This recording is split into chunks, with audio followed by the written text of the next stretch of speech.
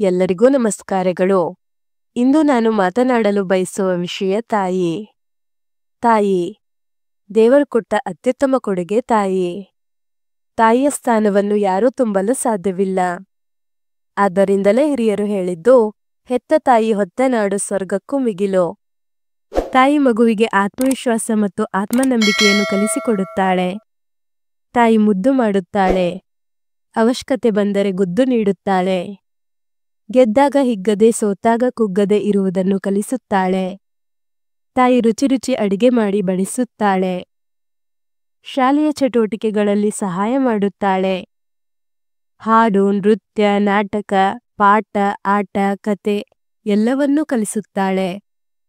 ಮಾತೃದೇವೋಭವ ಎಂಬಂತೆ ತಾಯಿಯು ದೇವರಿಗೆ ಸಮಾನವಾಗಿದ್ದಾಳೆ.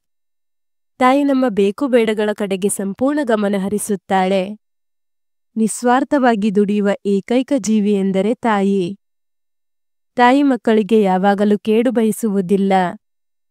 ನನಗಂತೂ ನನ್ನ ತಾಯಿ ಎಂದರೆ ಅತ್ಯಂತ ಗೌರವ ಮತ್ತು ಅಭಿಮಾನ. ಅವಳು ಜಗತ್ತಿನಲ್ಲೇ ಅತ್ಯಂತ ಶ್ರೇಷ್ಠವಾದ ತಾಯಿ.